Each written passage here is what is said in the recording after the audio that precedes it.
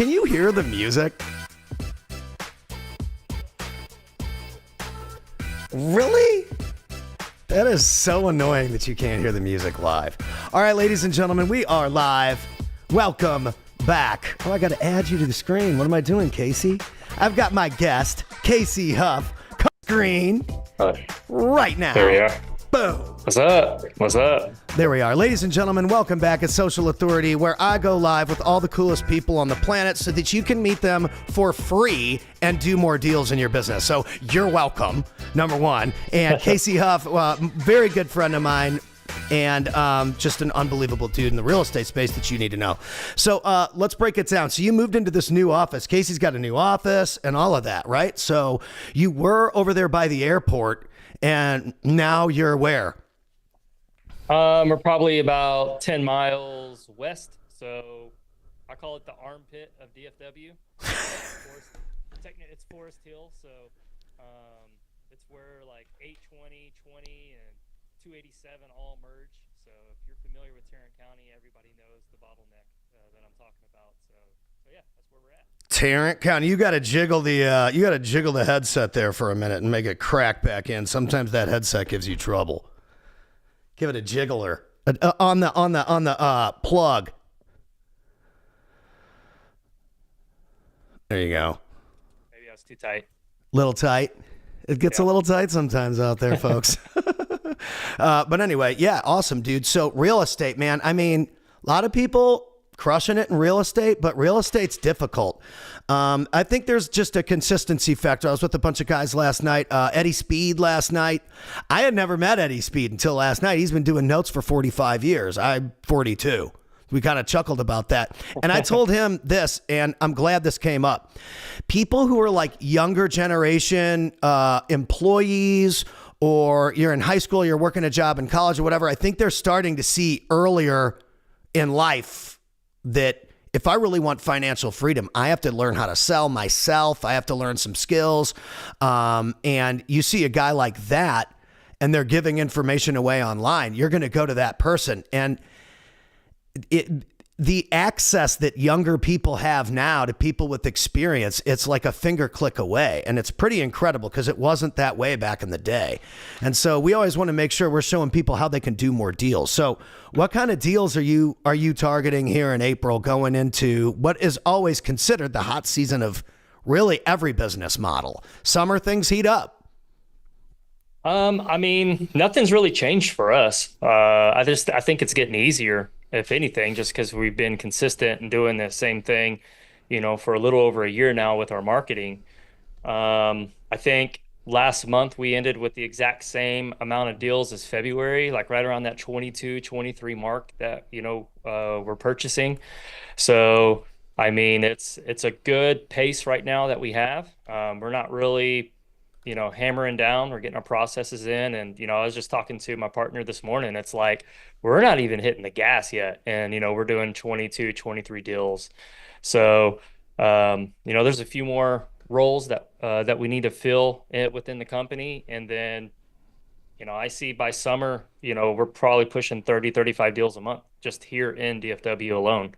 That's just incredible. And I mean, agencies, the model I'm in, you're always going for that, 50 to 100K a month. You want to build that $1 million business. And in real estate, it's a similar game. I mean, if you're doing 20 or 30 deals a month, 20 or 30 clients that are awesome clients, or what, and so many different business models, it doesn't have to be a gazillion transactions. It's just got to be that month over month with great people in place. And I've noticed, especially in real estate, it's like you guys use a lot of the title companies over and over and over again, a lot of the lenders over and over and over again. There is a community in real estate that's just not like any other community I've ever been a part of in business.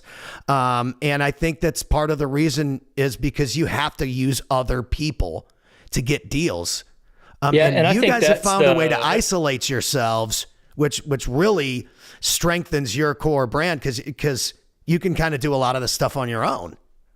Yeah, that's the biggest problem with new investors is they want to penny pinch every service, the title company, the lender, their contractors and stuff like that, versus just paying what they want create a relationship, and then later on they'll give you that volume discount. And so, if you're trying to save $1,000 on a deal from finding a lender that's not going to charge you X amount of interest, like the deal's not a deal.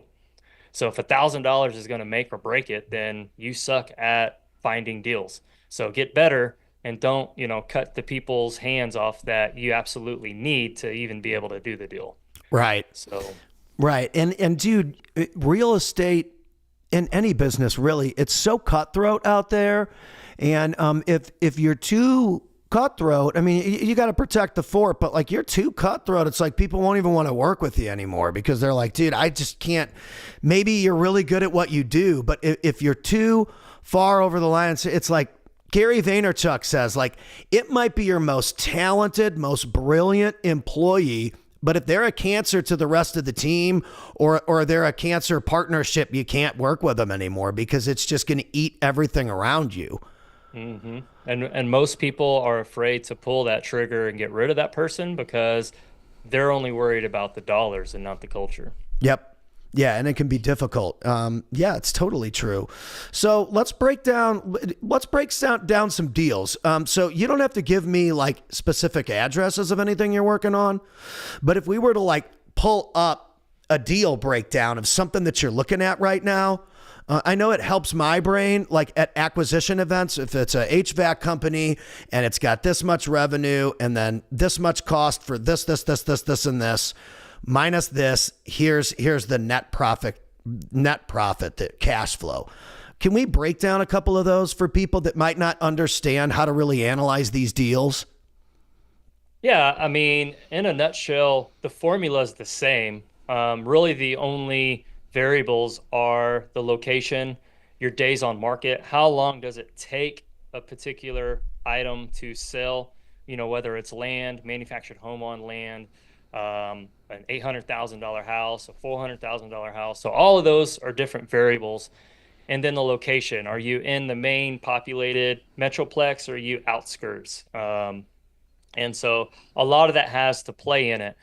And so dependent on the speed of how fast we're going to be able to sell that property, the faster we're able to sell it, the higher we're willing to go to pay for it. And so kind of our rule of thumb when we originally underwrite a deal is we like to make dollar for dollar what our rehab budget's going to be. So if it's a $40,000 rehab, that's how much that we want to try to profit is $40,000. Now, sometimes it doesn't always work out that way. We want to keep our relationship with a certain wholesaler, so we'll kind of skew that a little bit, but that's pretty much how we underwrite a deal. It's not necessarily, we want to make 100,000 every single deal. That would be awesome, but we probably wouldn't do any deals if we did that. Well, and I mean, the other thing is you've got to figure out what's the average deal size, right? And this is something you talk about a lot, and I think it's smart. What's your average deal size, and how can you try and increase that average over time? And the only way you can do that is by doing deals and analyzing deals. And so if you're someone that has no deals, your best bet is matching up leads or whatever with someone who can analyze and move those over the line. Because if you get stuck doing no deals for 10 months or whatever, and when you could have done one in 2, you're going to be kicking yourself in the butt years down the line because your ability to collapse time in 2025 is your best resource, because there's no point in struggling to close like a wholesale deal or this or that or the other thing when people have been teaching this stuff heavily since 2020 for free on YouTube, or there's so many investors that you can ask on Facebook about how you can help serve their companies. If I'm looking at real estate, and again, I have from the outside looking in for many years now as an MC and all these things, I'm looking at how do I, if I'm inexperienced, which I am, and I don't want to learn the language because I don't, which is why I joke about stuff like ARVs and sub 2s and plex 3s, triple plex, triplexes is the word. Yeah. You guys got all these funny terms, and no one outside of real estate knows what the hell you guys are talking about. But for some reason, I kind of do. And I think that there's a lot of people out there that if they understood the language of the business, They'd get so interested in it that they could maybe make an extra couple $100,000 a year off just a few deals if the average deal size is high enough. And so I think people in their head think if it's not $1 million business or a gazillion dollar business, then it's not successful. And it's like, that's really not true. If you just do the right deals with the right people, you can do really well. And it doesn't have to be an astronomical transaction volume, right? Yeah, no, I mean, if you look at this business as helping people that are in financial situations and you have the ability to get them out of that and solve their problem, then the money will follow. So if you put the people first and then the profit second, everything else will take care of itself. Earlier you were talking about deal flow and marketing and stuff like that. And, I'm a stickler for tracking my KPIs. And it's funny right now, everybody's finding the hack to go around all of these limitations on SMS and, being able to use AI to respond. Yeah. I mean, dude, the internet's bad. Even with the AI responses, I have to be careful with that because we want to use AI on social media platforms. But what we don't want is to turn off the potential investor or business owner or whatever. I think it's great for I'm going to give you a free PDF file and stuff, or I'm going to book an appointment, but you got to be really careful. And I said this last night on the stage at Texas Tuesday for the 13 people that I spoke for. Wow. You know what I mean? It was very profound. It was like being in a bar in Colorado, right, performing all over again. It was like fucking open mic comedy night. But it's real estate. It's actually pretty awesome. I wouldn't do it if it sucked. But dude, no one's going to send a $450,000 wire for a house to a robot that they haven't talked to or shaken hands with. There's no way. Now, you might buy a $37 product from some kind of AI thing, whatever. I do it. I test some of these people. I'll buy your little $17 thing and try and get something out of it, whatever, to see how it kind of works. You can't do that with these big transactions, dude. It's not going to work. Well, it's too much money. If you're a true business and you have multiple streams of marketing to acquire leads and you actually break down your profit per channel, for me, SMS was my worst because those sellers that respond to my SMS are going to respond to every single person's SMS out there.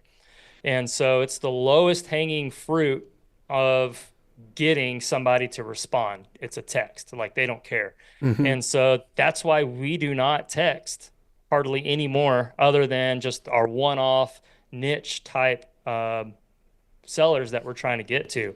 We're not text blasting 250 people a day, 1,000 people a day, because even when we were doing it heavily, those were the worst deals, and those are typically the gurus that are trying to push volume, right? We did 45 contracts this month, but they probably didn't even make 90 grand, who cares how many contracts you do? It's about how much money you make. Right. And so, yeah, I could sit here and send 1 million text messages a month. You could run up your volume if you wanted to, but that doesn't mean that you're going to make more money. You might actually lose more money. What's your contract to close, right? We don't talk about that in the industry because, that's really lifting up the skirt and will expose everybody out there that is pushing, I got a contract. Yeah, but bro, you don't close. You drop them all. Dude, I love that you said that because this is a thing in the media agency or lead generation is another word for it, space that I'm kind of in because, we want people to be present.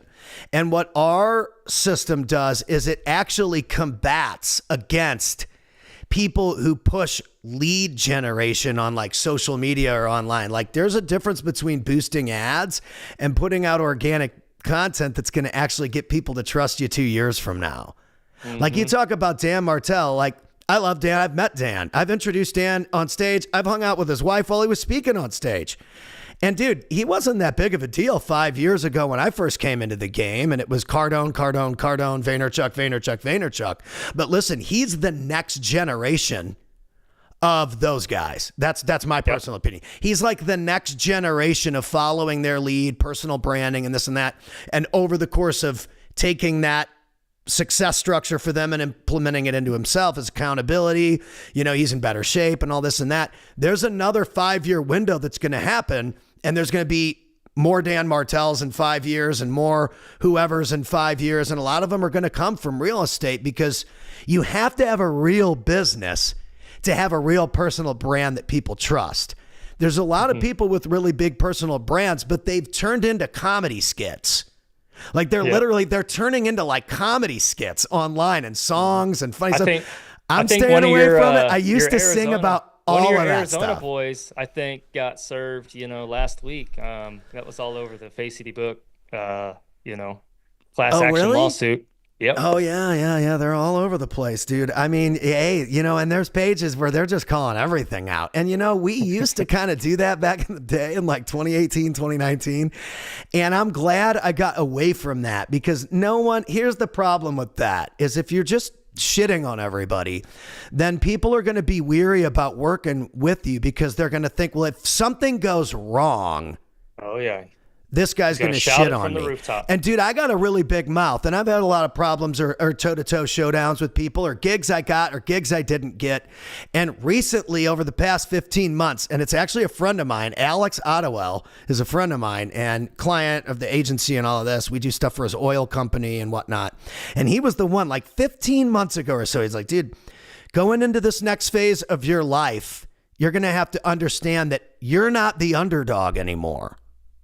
And that people expect you to now be as good as you've been for the last few years, over and over and over and over again forever. So like, this is now what you thought was like peak performance for you is now actually the baseline for like where you're going to go now. And so, back in the day when you were broke and people were ripping you off and you couldn't get ahead and this and that and the other, that mentality's gone. And when you don't get X, Y, or Z, you just can't get pissy about it, because now you're in a league where not getting the deal and being cool about it is actually going to benefit you just as much as if you crush the gig.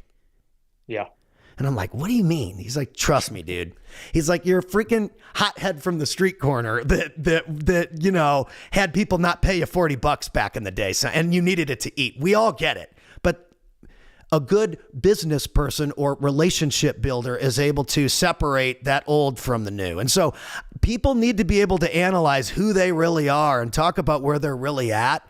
And I think that's the hardest part about people on social media is everyone wants to look successful. Dude, don't worry about looking successful. Worry about getting the right information from the people that are successful. Yeah, that's what I always focused on. I don't need to be Grant or be Dan or be any of these people. I just want to be around them so I can absorb their energy and instill what I need to have come out of myself that's positive. Mm-hmm. Yeah, no, 100%. And then the people that aren't doing deals, that are pissed off and they're shitting on everybody, no one's going to work with them anyway. Mm-hmm. Yeah, they're just not going to make it. That tactic, you got to be careful with that one. I mean, you just I think that is being handled very efficiently by certain Instagram pages. But they take care of themselves. Us. It used to be us just rapping about people and stuff. Dude, I was back in the day, I was savage. Me and Corey Thompson. You know who he is? Yeah. Yeah, dude, the motherfucker of mobile homes. Hey, God love him. He's cool. But hey, I mean, it's always best to just have fun with people and let them be the great at what their corridor is. And then when you come across whenever I come across somebody and we're talking about notes or whatever, well, now I know who to reference. Yeah. I don't need to ever learn anything about notes, because now I know the guy that's been doing it for 45 years that's got all the RJ Bates title belts in that category. I didn't know Eddie Speed was like the title belt wearing guy. Like, he's got championship belts. I was like, wow, those guys. Huh. So I just love to be the person that can pass the ball around the court. And most people just struggle with being like, yeah, I don't know anything about that, but this guy, boy, he's the best. That's always going to come back to win. Always. Yeah, that's 100%. The key. And most people don't want to be the connector. They want to be the spotlight. And so it's just, I think knowing where you best fit in with everybody that's in your circle and being okay with that, whether you're the leader or the one behind the seat. We talk about that we were actually talking about that yesterday. It's like most people probably don't know that, I'm behind the scenes running a lot of the day-to-day operations for the company, right? So they probably think I'm just over here doing marketing, but No, dude, I do the same thing. I mean, you see us in text boxes whenever we need something. I mean, we're constantly logging in and out. I have to do all of that. I don't have somebody sitting around punching in all those keys. yeah, yeah. So yeah, I mean, it's just doing what it takes to just keep progress going, no matter what that seed is. So Well, and the other thing, and this is one that always was kind of frustrating because it's hard to hear people that are in a really great position in their business talk about you advancing because it feels like they're dumping on you. They're not, but it can feel like they are. So I met this dude. This dude's really good too. You probably heard of his name's Kent Clothier, right? So Kent Clothier, he's really good at real estate, and he does run like the boardroom, which is like a really elite mastermind. All these really good guys that actually do deals in it. So it's the consistency of that argument that it's legit is so obvious because everyone makes money with each other doing deals. So it's like, wow. So they are actually out there, folks. And the interesting thing, he was like, dude, if you're in your business right now, you have a job. You created a job for yourself. And I was always like, oh man, that stings, Kent. Gosh, it hurts. But dude, also like, dude, good for you for building something. Like, it depends on how you take that comment. Sometimes we internalize it and we're like, well, I'm not doing enough, or I'm doing too much, or this is that. What am I doing it all wrong? Certain people are just in different positions than other people. The guy's in a completely different chapter of his story than I am in business. I didn't know anything about business till I met people like him. Of course I'm in my business. Of course I'm in my business. But at least I have one. Mm-hmm. At least we're doing something. We're operating something. And that's the only way American entrepreneurship and the American dream stays alive. So realistically, we are the people providing that American dream, not just for ourselves, but how many families are we feeding? A lot. A lot of people that rely on operators. So many entrepreneurs get lost in that because they see the greats that have been doing it day in, day out for 15, 20 years. And yeah, they have the ability to slack off because they've built the team and the systems to handle the day in, day out to where, I'm going to the office, I'm coming to the office now 5 days a week from, 9 to 4, 9 to 5. It's getting easier. I've been doing it for one whole quarter now since we moved to the office, and our mid-level management's pretty much stepping up to the day-to-day now. So really, I'm just needed for one or two inputs here or there. So right. I mean, you do that for another couple of years and you keep slowly growing. I mean, I'm gonna be there. So, well, and I mean, you are in your brain. I think this is something I learned from a lot of guys too. Too many to name. They all have this ability to kind of see the finish line, see themselves crossing the finish line. What do I look like? How tired am I? What did I need to do in the last miles to really grit it out? They can almost envision the entire marathon to that goal of what they think is a deadline or a milestone. And they're able to walk backwards from the finish line all the way to how they need to start and finish. And those are the people that get it done because now they've got a blueprint that they can take action on. And then they go out and they do it every day. Because again, a whiteboard full of brilliant stuff is still just a whiteboard full of brilliant stuff. You actually have to do it to be brilliant. Yep. So many people get caught up in the thoughts and the dreams that, their head is always in the clouds. I always say you're going to walk into oncoming traffic and get hit because you still got to get up and do the day-to-day repetitions to accomplish those goals that you're trying to set. And I think a lot of people get lost in that too. They're afraid to do the work. Well, yeah. And I think that they tell themselves, I don't know what to do. I just don't know. It's just been so hard. I'm too busy, dude. I do that. We all have that voice, but it's talking you out of doing what you need to do. There's time to get it done. You just need to maximize the time. And I'm not perfect either. It's like going on the stair climber with, how I said the other day, raw dog in the stair climber with no technology, nothing. Like you're gonna have a mental battle to get off that thing and be like, 5 minutes is okay, but no, I gotta do a minimum of 20. So, I Dude, mean, the old Stairmaster. It's been yeah, so nice outside certain days. I'm like, I can't talk myself into being at the gym, but I'm actually going after we're done with this call. I'm gonna go hit it. I got to fly out to Fresno tomorrow for these guys. And the cool thing about a lot of these events I'm at, now that because I announced the sponsors and everything, dude. So I look at all the title companies and this and that and the other companies, and there's nothing like what you're bringing to the market. nope. Just saying. Like, I know because I make the announcement. I've made the announcements at these things for years. And there's no like deal flow software organization system that everybody uses. I've always wondered that, like, there's this and there's that for leads, right? CRM for lead, like Podio or whatever it's called. And Yeah. the Salesforce or whatever people use. And then there's like for all the HVAC companies, there's like Service Titan and all these little things. But like what you're making for real estate is one of those things that everyone in an industry is going to use. It's just that it's not out yet. Yeah. I don't even know how to explain you. Am I making sense?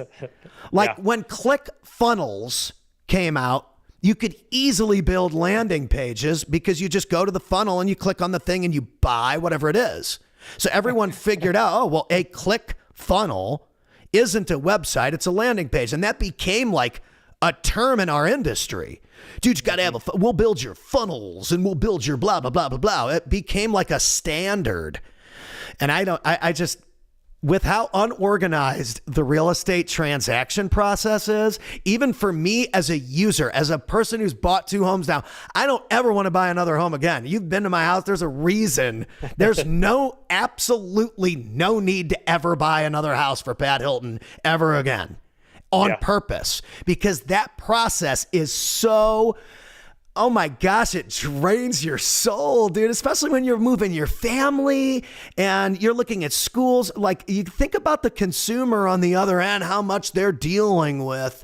And you get this email from this person and that thread, and I didn't respond to this, and I sent this file to that person on accident, and it was supposed to go to this person. Again, just as a user, I'm like, dude, this is a shit show. Yeah. But if you had me log transaction into a process. portal as a user, if I logged into a portal and it was all there, oh. Yeah. You guys, I'm just saying, and if you're a company and you can provide something like this for your customer, they're going to be like, wow, this was so easy. All my files were in one place. It's like, yep, that's what we do for you. Thanks for coming through. Agents and stuff like that. I'm telling you, as a consumer, it's a nightmare. That's just my opinion. Yeah. I mean, that's technically what the title company is for.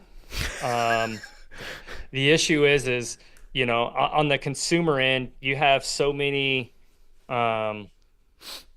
plates spinning while you're buying the house. You have your lender, the title company, the agents, your agent, the seller's agent, the inspector, the appraiser. You have all of these people coming at you, wanting money, and you got to make decisions and stuff like that. So, a good real estate agent will kind of take all of that off of that burden off your back, and kind of they control the transactions. So the consumer shouldn't feel that pain. Well, yeah. And Tim Allreed's my real estate agent, and he does do a great job, but I don't even know if it was necessary. It's just the fact that they're all these people are emailing me directly for all these different things. And it all happens so fast. And since I'm someone who likes to handle things immediately, like I want to just do it and get it done. So maybe it's me as a user too. Yeah. So, I mean, definitely for the investment But again, world, you can't check boxes in that transaction process. There's no bullet points of all these things we need to do. And as a user, if you go through, now I know inspection and appraisal. And what's with these inspectors that act like this little thing? I almost had a heart attack over this like one little tiny dent on a shingle. I thought the whole roof was going to fall apart. Yeah, it's their job to, Find those things. Yeah, because I guess if they miss it, it goes against their insurance and all that crap. So Yeah.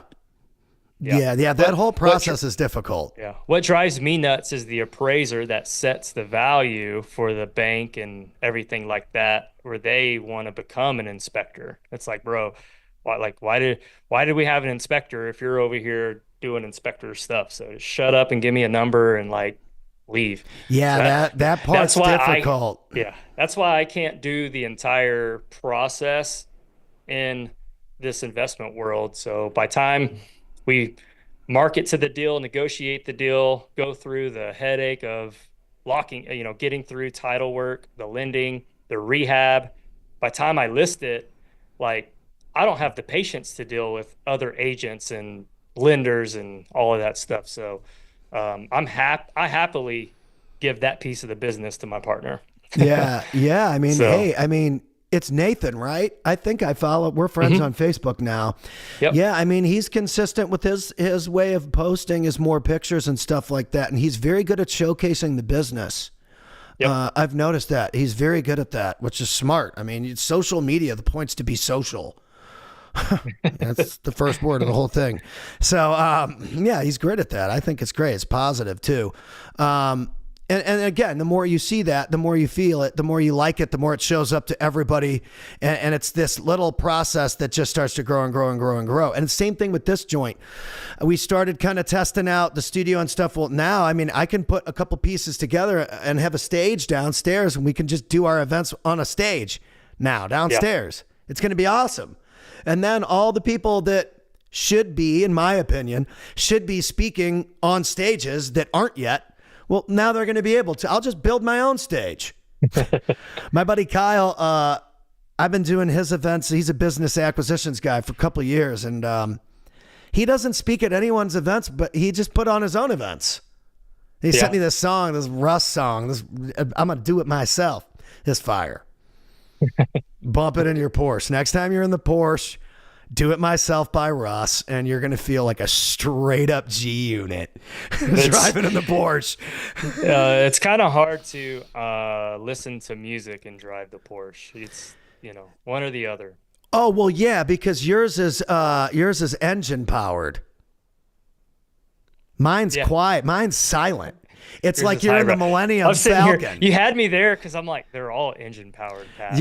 Yours is not electric powered like old Patty Boy. I had to have it over 6,000 pounds Yeah. to justify my indulgence. That's the truck and the SUV and the other toys. Yeah, I So was like, well, you just you only need one car, Pat. So just get the one and go from there. You can only drive one car. Yeah, it worked out well. But dude, that's awesome. So you're doing the beta test in the group on the software. Explain one more time for people that don't know what the software does, and you've got another developer in house. This thing's coming. yeah, so actually have 2 interviews this week to hire another developer to bring them on in-house. They're actually going to be sitting in the room right next to me, so Nice. I can, watch their fingers That's clicky right. clack. Welcome So to the essentially, revolution, boys and girls. yeah. So essentially, phase 1 of the software is going to have a mobile app, so your acquisitionist person can go to the property and take photos, and they'll automatically upload into the web app of the software. And then what I'm telling everyone, phase 1 is essentially lead to deed. So once somebody raises their hand and they're interested in selling the property, that's when it comes into our system. And we have a unique spin that no other CRM has out there that we've applied because it was one of the bottlenecks of my business and I wanted it. And then you're going to have the ability to e-contract and everything right there on the spot. So no more hopping over into DocuSign, PandaDoc, anything like that. So you can e-contract right there. Once the contract's executed, you push it over to title work. Now you're going to be able to text and email the consumer, the title company, anything like that within the same platform. And then you're going to have a very cool feature to know which documents have been turned in and have not been turned in.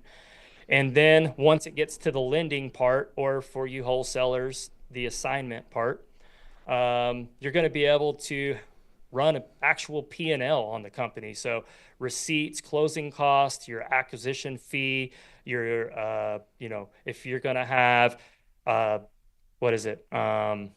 Commissions paid out to people, you can put all that in there. And then just at the very top of the property, you're going to be able to see, this is how much I made, I lost. So there's no more spreadsheets and shit. I like that. Spreadsheets and shit. Dude, so, totally.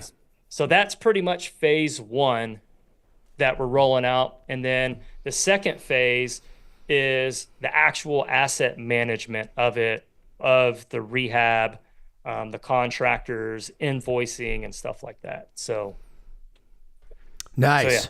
Dude, that's so cool. I mean, the document part, just to me as a consumer, I think is important. Every single real estate agent needs to be using that. I mean, every single real estate agent. Yeah. I mean, they all have DocuSign. The problem is like, I think right now we have like 6 or 7 softwares that we use on a day-to-day basis. So yeah, I mean, we could use Zapier to connect them all and talk and stuff like that. But I mean, by time you look at the actual cost that it takes per user, the zaps, making sure all that automation and crap, it works like it's supposed to, just for one monthly fee, everybody's in here and, we just go to town. Like it's going to be amazing. Productivity is going to go through the roof. And interviewing with the developers, the thing I told them was like, look, even if we go to market and the software flops in the market, it's going to make our operation so much more efficient. You're going to make the money anyway. Correct. So I really don't care if we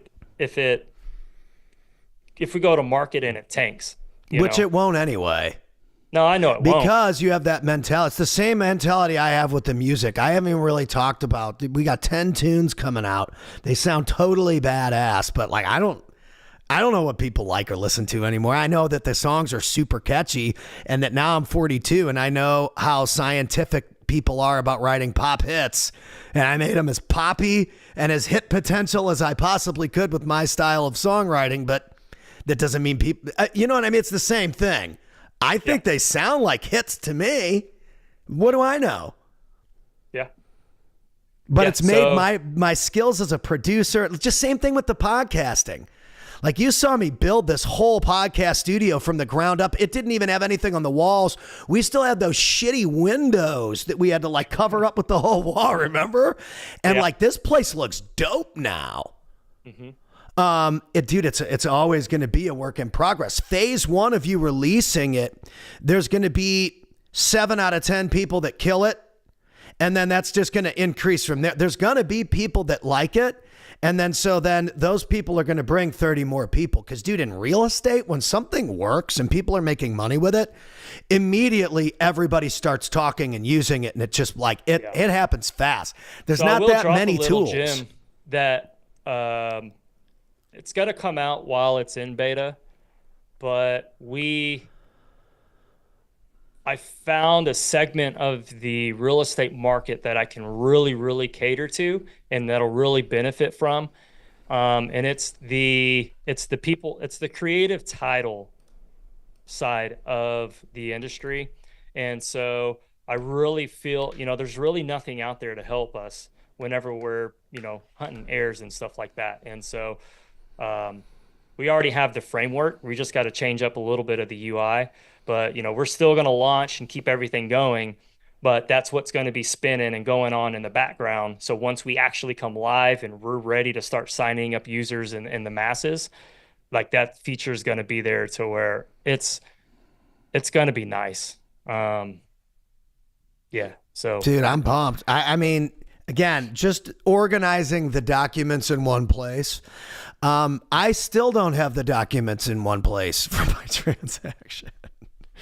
Yeah, they're there in email. I mean, I can find them. They're in a folder in the closet somewhere. But you know what I mean? It's just like, man, having that all digitally sourced. When we recently switched, we've got a woman who's been a client of ours for a few years. Her name's Carlotta Thompson, and she is a tax strategist, and she has a whole suite of people you can use for like bookkeeping and filing. And so we started to integrate, and we have their whole team integrated finally now. We're about to file whatever on the 15th, right? And dude, just having everything organized in one place. And then they've educated me on what all these things mean and how it relates to the deduction process, to the, the studio space and all of this. And I'm like, gosh, man, I didn't know anything, you know, and it's good because then I can just use the space and work and make money. I pay these people, and then it's like we file, and it's going to be so easy in 2026. But like all the work getting to this was like, oh my gosh, my brain's going to explode. But that's how you get better. Yep. Yeah. Is by putting it all in one place, getting organized, having it all right there. You learn why it's the way it is. And this is going to make people better investors. Mm-hmm. That's what ends up happening. When you're organized, you can move faster. Yeah. So many people want to do it themselves and try to save money. It's like, no, just understand a little bit about what the tax strategist is telling you, but just make sure you provide everything and have it all. And you need to know why you're doing it, how you're doing it, and all this in any business or in anything in life. And I think that we can get good at 3 or 4 categories, and then there's 1 or 2 other categories, and we're like, oh, I'll eventually get to that. You might as well just get it done, or it's going to come raging out of the closet one day on the worst possible day and then you're going to have to deal with it. Yeah. If there's one skill I could pick up, it would definitely be coding right now, so I could get this thing going a lot faster. But yeah, unfortunately, ChatGPT is probably not going to work very well for that. It seems a little advanced. People use it, but they try. It's not yeah. That's so funny, dude. Rock and roll. Well, ladies and gentlemen, we appreciate your time. Appreciate you being here. Make sure to add Casey, add me on Facebook if you're not friends with us yet. Let's get connected and make it an incredible rest of the week. It's Wacky Wednesday. We love you. Casey, give them some love. What do you got for them on the way out? What do they need to do to win big? Man, don't worry about what other people think or say. Just do you. That's important, folks. Don't use social media to compare yourself too much, because some of the shit you see ain't even real. We'll see you next time.